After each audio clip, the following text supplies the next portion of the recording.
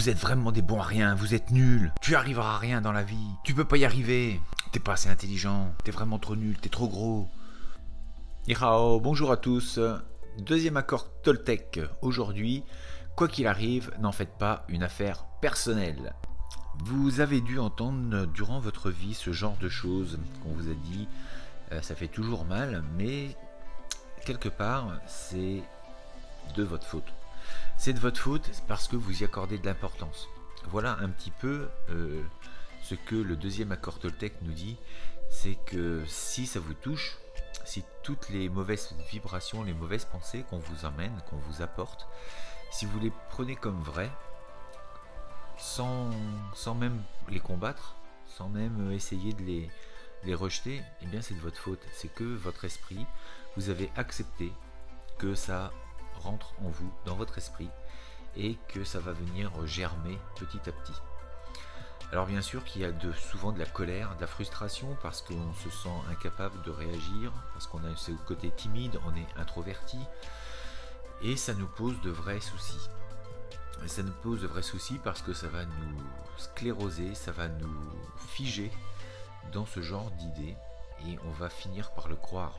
Donc quand on vous dit « t'es nul », t'arriveras à rien, et bien forcément c'est sûr que c'est pas très positif, et surtout c'est que vous allez finir par le croire avec la répétition des choses. Ça va s'imbriquer, ça va vraiment façonner votre personnalité. Comme je disais, après ça va devenir un tempérament et voire un trait de caractère, si ça dure vraiment des années et très très longtemps. Et plus ça va être long et plus ça va être difficile d'en sortir. Alors ce qu'il faut bien comprendre, c'est que les gens qui vous disent ce genre de choses, généralement c'est pas, ils vous aiment pas.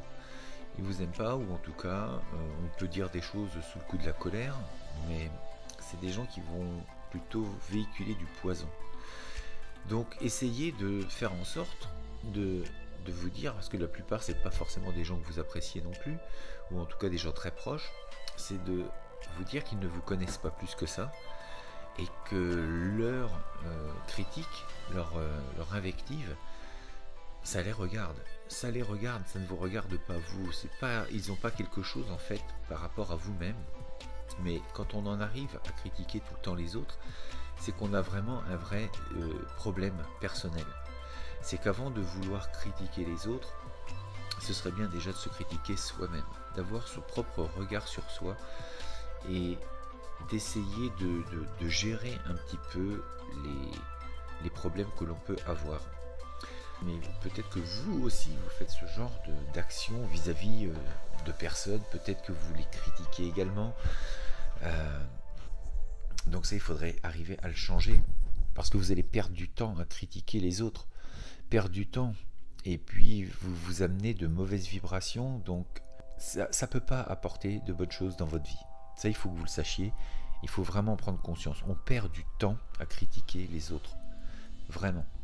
Donc traversez votre vie en essayant d'avoir votre propre jugement. N'écoutez pas celui des autres, parce qu'ils ne sont pas dans votre tête, ils ne vous connaissent pas à 100%. Et même vos amis, ils ne vous connaissent pas complètement. Bien souvent, on ne dit pas toujours la vérité. On a toujours un masque dans notre société, parce qu'on a peur aussi de dévoiler qui on est réellement. On a peur d'être jugé. Peur d'être jugé parce qu'on fait telle et telle chose, et du coup, on en cache. Ça fait notre petit jardin secret, ce qui est important aussi, mais n'accordez pas plus d'importance que ça à ce que vous disent les gens, surtout quand c'est mauvais.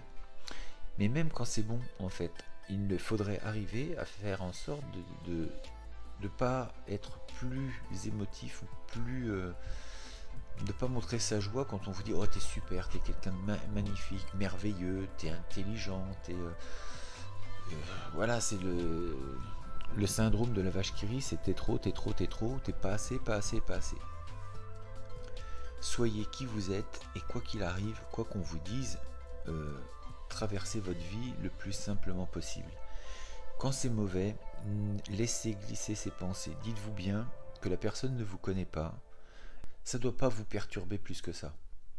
Alors, quand je dis ça, je sais que c'est pas simple.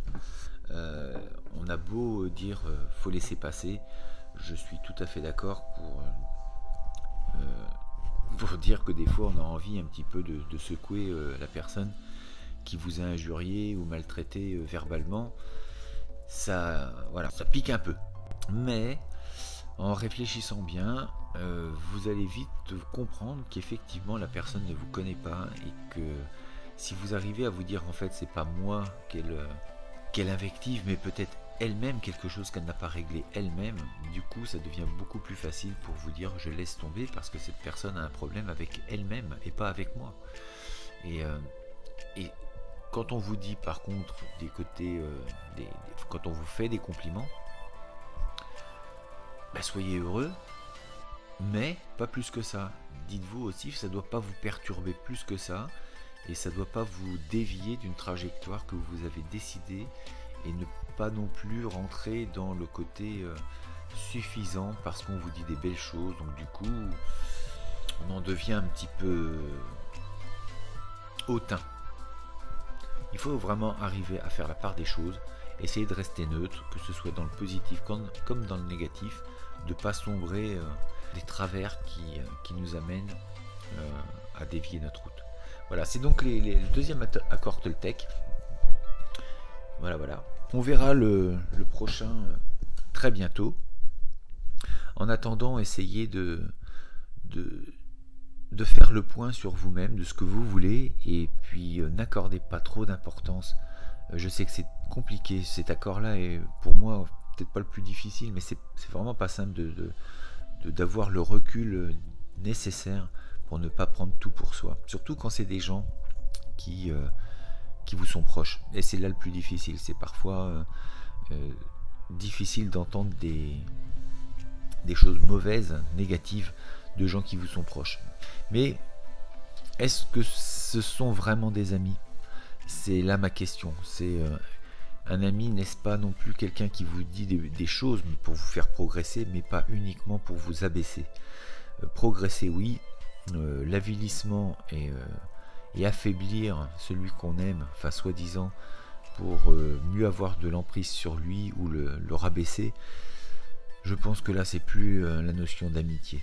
Voilà, donc il y a des choses peut-être des décisions à prendre. Mais ça, c'est à chacun de voir et d'avancer dans sa vie. En attendant, je vous dis de rester fort, rester beau et surtout rester bienveillant. Et on se dit à très bientôt. Saint Étienne!